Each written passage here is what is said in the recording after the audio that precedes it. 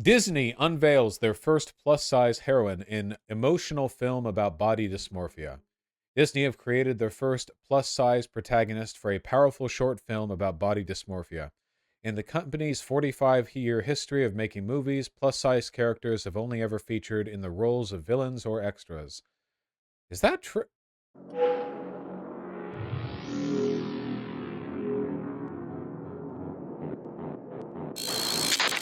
Did I say 45? Sorry, 85. What about Maui? Maui is not fat by any stretch. My man's just a unit, but he is not fat. Shrek? Shrek was DreamWorks. Kung Fu Panda? Kung Fu Panda was DreamWorks. The kid from Up? Oh, do we got it? Mr. Incredible? That was Pixar before acquired by Disney. Was Up before or after the Pixar acquisition? Wait, wasn't that before the Pixar acquisition? Up is Disney? Wait, when did Up come out? Up came out 2009. When did Disney buy Pixar? 2006. We got him, lads. Hey, where's the Twitter fact check team? Hey, we got it. We had a plus-sized protagonist before. We have this chunky lad. I've never actually seen Up. There you go. We got it. Get in there, Twitter. Wait, this says heroine. Does it have to be? No, it says plus-size characters have only. It's plus-size heroine? No, it says plus-size characters have only ever featured in the roles of villains or extras right here. Wait. Is the kid even the protagonist? Isn't the old dude the protagonist? It's the kid mostly? I think the old guy is the protag. The old dude is fat too. No, he's not. Shut up. You guys are useless. The film, entitled Reflect, follows the story of a young plus-size ballet dancer who battles her own reflection. Oh my god, it's the fucking Taylor Swift video. Overcoming doubt and fear by channeling her inner strength, grace, and power. Okay, I have one thing to say about this. All right? Are you ready for it? I really wish when we broaden like the diversity checklist, we wouldn't intro it by making the new character like all about their diversity thing. You know what I mean? Like, imagine if Black Panther was the first Marvel movie that had a black character in it. You know what I mean? It feels so overcompensatory in a way that draws it. Like, it feels like a giant virtue signal. It's so performative. It's like, oh, you want to know that we're super cool with with fat people?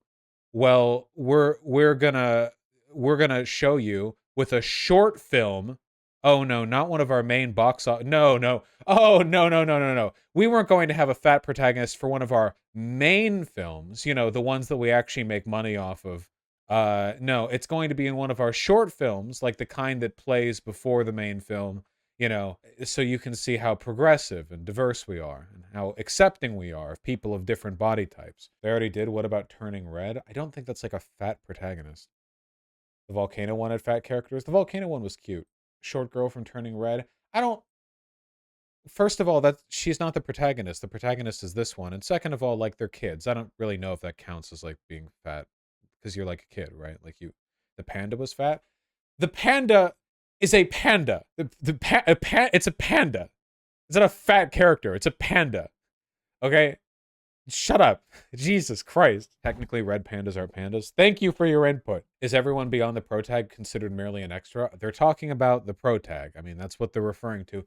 Listen, can we focus on the point here? The point that I'm trying to get at, that I'm struggling, that I'm desperately trying to climb towards, you know, as the winds howl around me, is that if you really cared about representation and diversity, I think you just kind of do the representation and diversity and you don't like make it about that.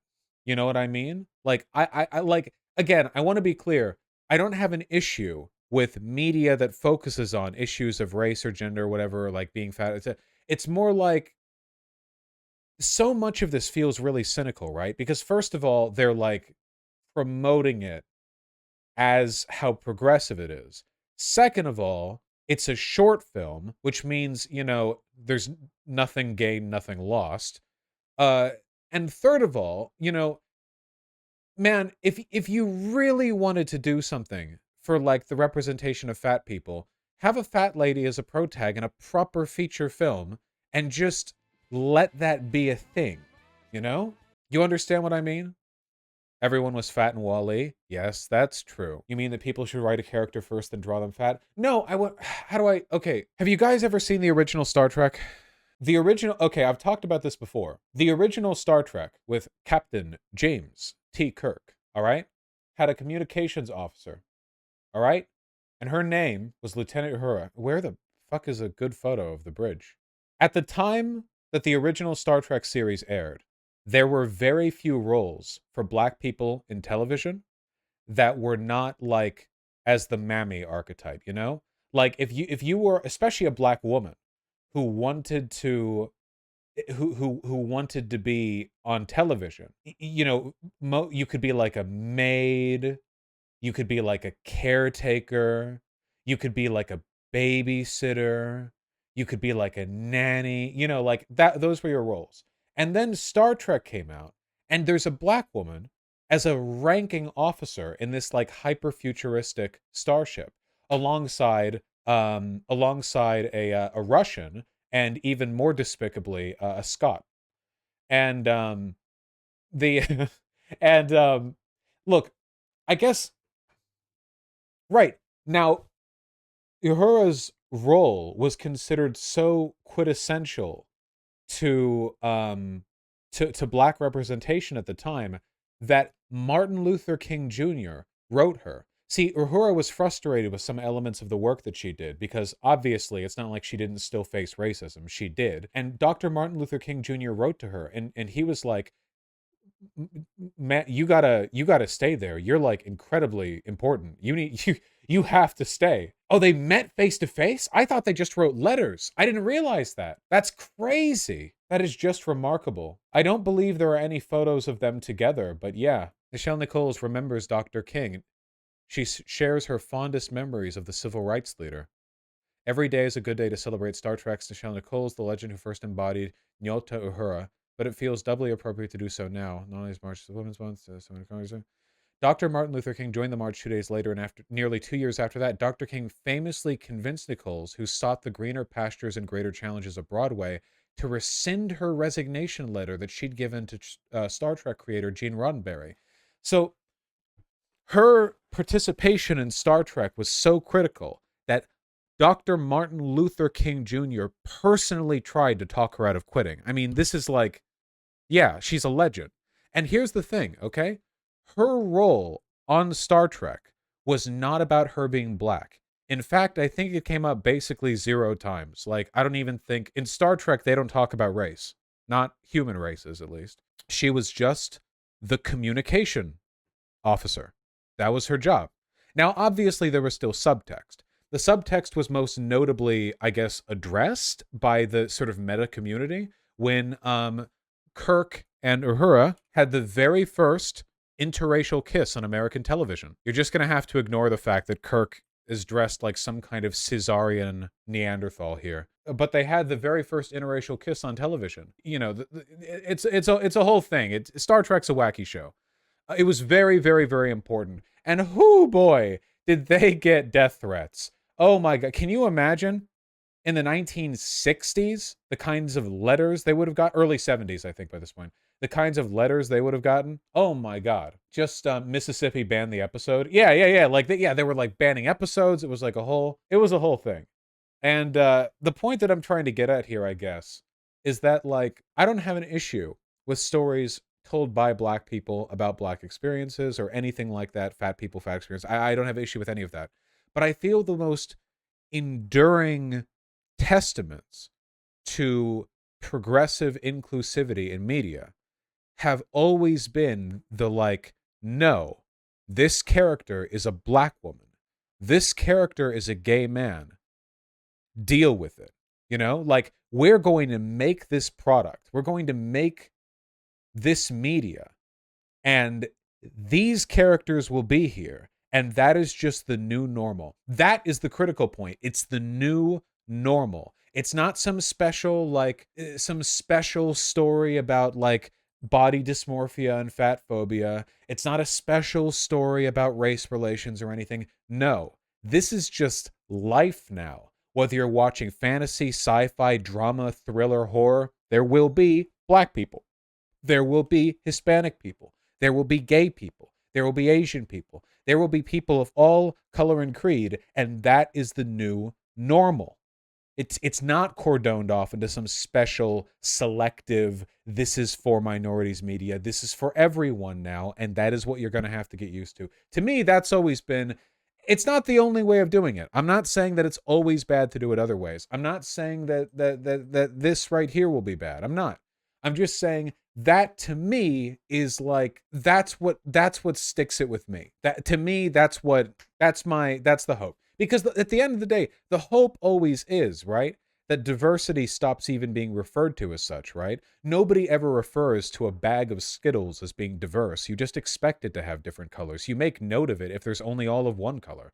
Ideally, when you're watching a TV show or reading a book or watching a movie or whatever, if oh, there's a black character, oh, there's a fat character, oh, there's a lesbian couple. Yeah, well, there are people like that in reality. So okay. A world where their absence is more noteworthy than their presence. That's the goal. I feel like Static Shock did this the best. I mean, how do I put this? I'm not 100% committed to the perspective that I'm about to lay out. I'm not 100% there, but I feel like something has been a little lost in this kind of presentation because you can have shows like Hey Arnold, I guess, which have a pretty diverse cast. And if I remember correctly, Hey Arnold had like episodes that would kind of deal with heavier subject material in a coded way. Am I remembering that correctly? I think it was the same with shows like Rocket Power. Like a lot of these like 90s 2000 shows where there's a diverse cast, like it wasn't like apolitical or whatever. Like they would talk, right? Like Static Shock. That was a big one too. The Static Shock cartoon was awesome. I loved this when I was a kid, you know? And when I was young, sorry, I'm trying to find like a good like here, here we go. Well, this is the guy, you know, it's like mostly a black cast, but Static Shock was dope. Also, old Static Shock when he shows back up in the later DC animated universe. Oh my god, he's so cool. So cool. So cool. Anyway, point that I'm trying to get to is they did not like avoid talking about politics in these shows. But I do wonder sometimes if we're a little bit too eager to do the same ourselves. I'm trying to think. I like Steven Universe. I do. I like it. I've defended it. I think there's a lot of really good stuff here. But is Steven Universe so much more progressive than some of those older shows that it warrants the aesthetic and self-satisfied tone that it adopts? Is there like I'm trying to think. Like I feel like in a lot of ways stuff like this is a somewhat less effective way at promoting political progressivism. Again, I like the show, keeping that in mind. But in order for you to watch Steven Universe, you have to be some kind of progressive, right? Like Steven Universe will eject you quickly if you are not fully on board with like Tumblr aesthetic progressivism. It would be very difficult to watch Steven Universe without picking up on that. But I think anyone can watch like Hey Arnold. I wonder if we're too self-satisfied. Look at how progressive we are. We can make media where like every episode of every season is fully saturated with progressive messaging. But what how much more do we get from that? I don't know. I don't know. It might be an aesthetic thing. It might be an aesthetic thing, you know? I feel like many more contemporary shows like Infinity Train get it a bit better than others. I agree fully, yeah. If you haven't seen Infinity Train, by the way, whoo boy. I don't know how they did it, but somehow they were just like, hey, what if we like basically get prestige television quality, but we do it on like a Netflix show. We just throw a Netflix show out there and like what if we just made it really good for no reason? What if for no reason we just decide to make a really good fucking show. Quite progressive too. But you know, I don't think anyone. Yeah, I think it's a bit more, I guess, digestible. Does anyone see what I'm trying to get at here? I'm not trying to say like, go woke, go broke, or any bullshit like that. It's more like I wish that progressive politics weren't entirely gatekept behind hyper progressive aesthetics, you know? Like, I guess I kind of like the idea of people who are very progressive making shows that that you feel like anyone could have made them, you know, like you don't look at the show and go like, ah, yes, a progressive show, you know, a show for homosexuals or whatever. Oh, maybe I'm just rambling. I don't know. It needs to be less heavy-handed. Well,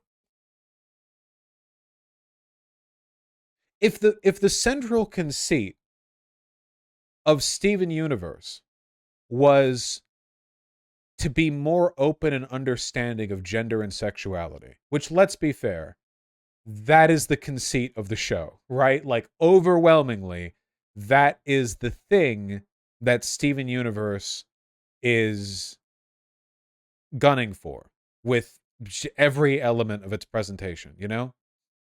But was 5 seasons of that necessary for that? Like, would someone not have gotten it past the first season? Was there not a? I'm trying to think. It's like there's a bad way of putting this and a good way of putting this, but I think my point is more is agreeable. Okay, here it is. Here it is. I've got it. I've got it.